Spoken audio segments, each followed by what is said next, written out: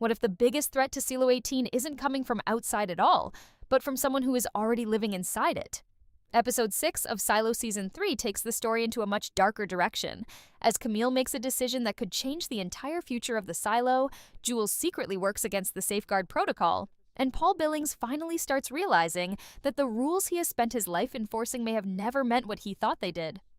And while Daniel and Helen are taken somewhere that could reveal the truth behind the silos themselves, another mystery quietly grows even bigger. How could Glenda Harwood seemingly be in two places at the same time? What is really happening with Sims and Camille? And could Jules's plan put the entire silo in danger? Episode 6 may have just set up some of the biggest twists of the season. So let's break down Silo Season 3, Episode 6, Ending Explained, and everything you might have missed. Daniel and Helen's storyline in this episode may have looked like a side story at first, but by the end of the episode, it became clear that their journey could be connected to the biggest mystery in the entire season. Their trip in the self-driving car finally moved the story forward, especially because we now understand that they are being taken somewhere for a very specific reason. The car had already gone into self-driving mode after Pierre Stenson's AI took control, and Daniel and Helen quickly discovered that they had almost no way of stopping it. They tried different methods to override the system, including attempting to access the electronics that were preventing Daniel from using the brakes, but nothing worked. The situation was almost identical to what happened to Daniel's sister Charlotte and her squadron during the Iran mission. Once the AI takes control, human beings are basically powerless. But while they were trapped inside the car, something else started developing between Daniel and Helen. The episode placed more attention on their relationship, especially through small moments between them. There was a clear feeling that they were becoming closer, and the conversation surrounding the Piazzi only made that more obvious. Daniel remembered how Helen had kept it as a memento from what she described as the world's worst blind date, which gave the two of them a surprisingly light moment during an otherwise dangerous journey. It also suggested that the relationship between these two characters could become much more important as the season moves forward. Eventually, Helen realized that if anyone saw a car traveling down the highway without a driver, the police would probably be called. So she suggested that they hide in the back and allow the vehicle to continue on its own. They believed this might help them avoid attention, but they were wrong. The police did arrive, except they weren't there to stop the car. They were there as an escort. And then the episode revealed something even more suspicious. The mysterious man who has been following Daniel and Helen's movements was actually sitting in the back seat. That immediately suggested that this entire journey had been planned from the beginning and that the police were involved in the secret operation. When Daniel and Helen finally reached their destination, they arrived at an airport hangar. And then came one of the biggest reveals of their storyline. Senator Rosalind Thurman appeared. We had already seen her earlier in the season, and she was the person responsible for helping locate Charlotte at the Heidi Stenson clinic. But now she was standing directly in front of Daniel and Helen with a completely different purpose. She asked them a simple but extremely important question. Would they like to help save the world? That line changes everything because they clearly haven't been taken to this location just to receive information. They are being recruited for something much bigger.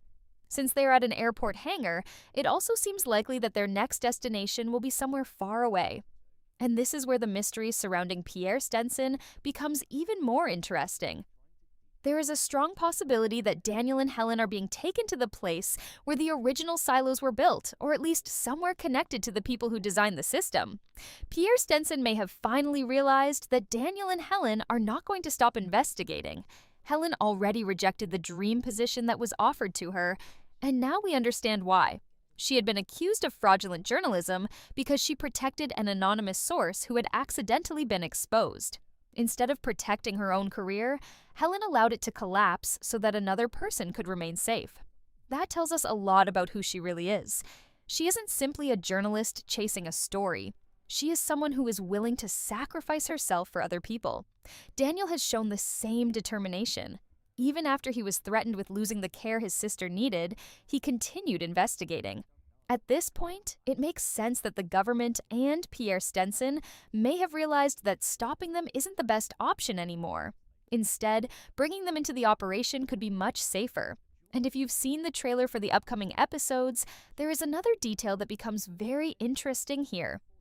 We are entering theory territory because the trailer appears to show Daniel meeting Pierre Stenson, where Pierre says that the end of the world cannot be stopped, only survived. That statement could be the key to understanding the entire purpose of the silos. If the disaster cannot be prevented, then the silos were never designed to save everyone. They were designed to save a selected group of people and allow civilization to continue after the world outside became unlivable.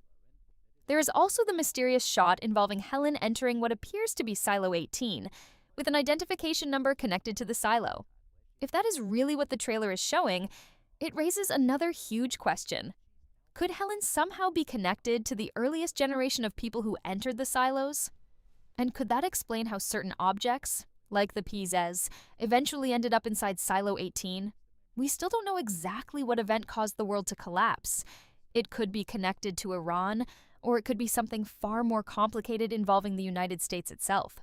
The possibility that the disaster was deliberately created or manipulated is especially disturbing. And if that is true, then the silos weren't simply shelters. They were part of a much larger plan.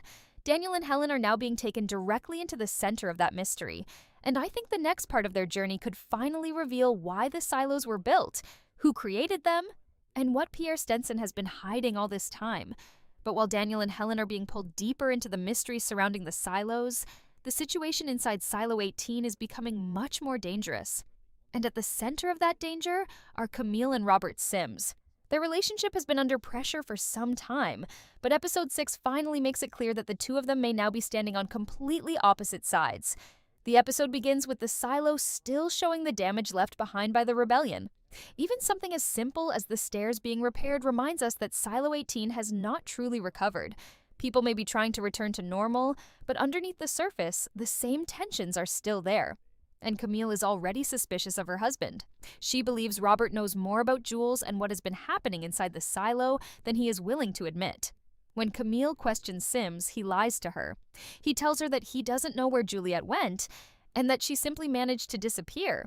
But Camille clearly doesn't believe him. She knows something is wrong, and the more she looks at the people around her, the more isolated she becomes. What makes this storyline especially interesting is that Sims himself has been changing. For a long time, he seemed like someone who was completely committed to the system. But recently, we've started seeing another side of him. His relationship with his son Anthony has become extremely important to him, and he has been trying to spend more time with him. Now we understand why. Sims knows that something could happen that might cause Anthony to forget who he is. That becomes even more disturbing when Camille decides to approve the release of vitamin D+ into the silo's water supply. This is the substance that can affect people's memories. At first, it seems like Camille is simply following the wishes of the algorithm. But the episode eventually reveals something much darker. Camille made this decision herself, and that is a major turning point for her character. Earlier in the episode, Camille was struggling with everything happening around her. She felt like she was failing as the head of IT. She felt like she was failing as a wife. She even felt like she was failing as a mother because her son was having problems at school. On top of all of that, Jules was moving forward with a plan that Camille didn't approve of, while Sims was secretly working against her. Then the algorithm told Camille something that completely changed her mindset. It reminded her that she had been chosen for a difficult job because she was capable of doing it. Camille took those words seriously. Instead of waiting for the algorithm to tell her exactly what to do, she decided to take control herself. And this is where Camille becomes genuinely frightening.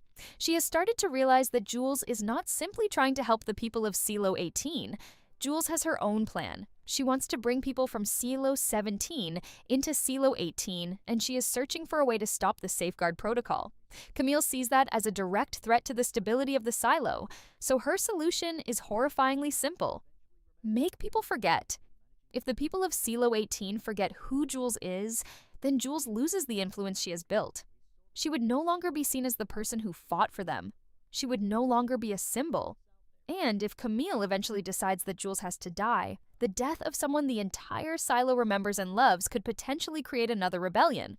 That is why vitamin D+ is so important. Camille isn't simply trying to control people, she is preparing the silo for what she believes is an inevitable confrontation. And I think the biggest clue that Camille has completely changed comes from the way she speaks to Sims. She tells him to go home and spend time with Anthony. On the surface, that sounds like a caring wife encouraging her husband to be with their son.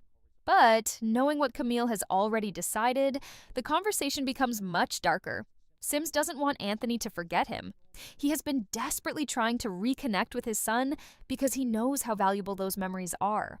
And now his own wife may be preparing to take those memories away from everyone.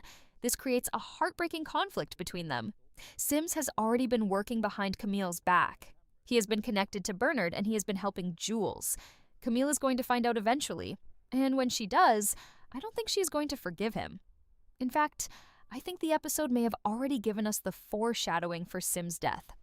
Camille says that whatever Sims is hiding, once she finds out, she will have to do something about it. Those words feel extremely important because we know how far she has now gone. She isn't waiting for permission anymore. She believes she has the authority to make decisions that affect everyone in the silo. So imagine what happens when she discovers that her own husband has been helping the person she considers the biggest threat to Silo 18. I think Sims could eventually be sent out to clean. And if that happens after he finally completes his redemption and chooses to stand against Camille, it would make his story even more tragic. The most interesting part, though, is that Camille's decision wasn't really what the algorithm wanted. She interpreted everything that had happened and made the choice herself. That means Camille is no longer simply a servant of the system. She is becoming an independent threat. She has the power, the position, and now the mindset of someone who believes that the ends justify the means. There is also a fascinating visual idea surrounding Camille and Jules. The episode places the two women on opposite sides, separated by the center lines of the wall. It feels almost symbolic. Jules represents resistance, while Camille now represents control. They may both believe they are protecting the silo, but their definitions of protection couldn't be more different. Jules wants to save people by giving them freedom and finding a way around the safeguard protocol. Camille wants to save people by controlling what they know, what they remember, and eventually who they trust. And that makes their coming conflict incredibly dangerous. As for Sims, I think he is already a dead man walking. He may not realize it yet, but the moment Camille discovers the truth about him, their marriage could be over. And if he learns that she has authorized vitamin D+, I can see that becoming the final breaking point. He may finally decide that he cannot stand beside her anymore. And the moment Sims chooses Jules over Camille, I think the war inside Silo 18 will become impossible to stop. And while Camille is quietly preparing to take control of Silo 18, Jules is working on a plan that could completely change the future of everyone inside the silo. The interesting thing about Jules's plan is that she isn't simply trying to escape or rebel. She has realized that the only way to stop the safeguard protocol may be to attack the system from the inside. After Jules regained her memories, she started putting together the pieces of what had happened. She realized that the safeguard protocol was connected to a line that eventually led toward Judicial, the place connected to the release of the poisonous gas from outside. If she could interfere with that line, there could be a chance of stopping the safeguard protocol before it was activated. But there was one major problem. Jules didn't know exactly where that line was connected, and without the blueprints of the silo, finding it would be almost impossible. The blueprints were originally stored on the hard drive that Bernard destroyed. But Lucas was able to put the hard drive back together, meaning that the information Jules needed might still be available. This is why Lucas becomes so important to her plan. There is also another major piece of information that came back in this episode. The silos may be able to communicate with one another. Jules considers reaching out to Solo in Silo 17 because he may have information that could help her. But there is a problem. Jules never saw a radio inside Silo 17, so she initially believes that contacting Solo might not even be possible. Instead, she uses the one thing she knows the algorithm cares about: the children. Jules tells the algorithm that she wants to save the children in Silo 17. And while that sounds like a completely genuine reason, Jules is also using it as a way to get permission to reach Solo and obtain the blueprints. This is one of the things I really like about Jules in this episode. She understands how the algorithm thinks, and she is learning how to use its own rules against it. But the algorithm isn't stupid. It knows Jules better than almost anyone. When Jules asks to bring children into Silo 18, the algorithm rejects the request because it believes that new people entering the silo could create instability. Jules then tries another approach. She wants Shirley and Nox to accompany her because they are engineers and could help her find the safeguard line. Again, the algorithm says no. This time, the reason is even more interesting. Shirley and Nox are considered too important to Silo 18, so Jules is being blocked at every step, but instead of giving up, she begins pushing harder. And I think this is where Jules may have made a dangerous mistake. During her conversation with Camille, Jules basically suggests that if she isn't allowed to do what she believes is necessary, she could create an uprising herself. That statement may have been enough to convince Camille that Jules had become too dangerous to leave alone.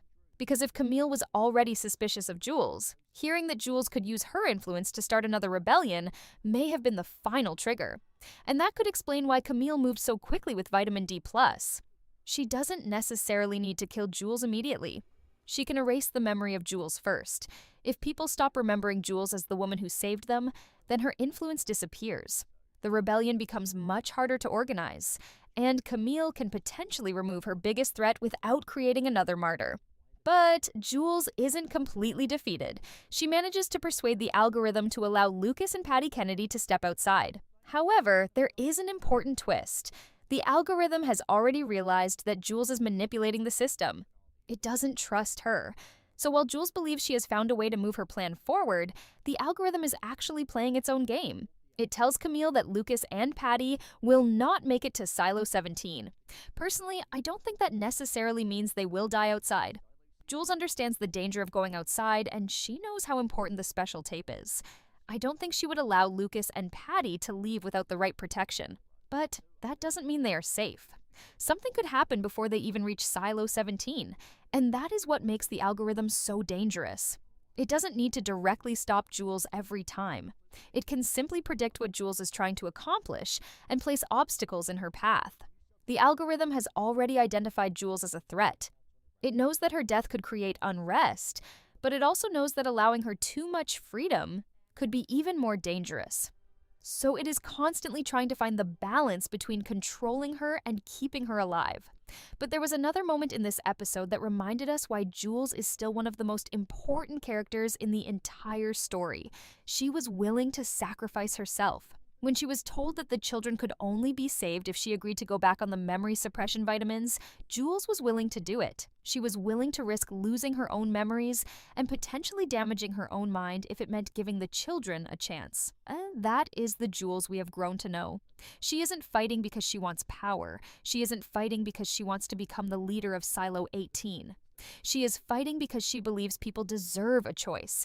And that is exactly why Camille sees her as such a dangerous person. Camille believes stability is more important than freedom. Jules believes freedom is worth risking stability. Neither woman thinks she is the villain. And that is what makes their conflict so interesting.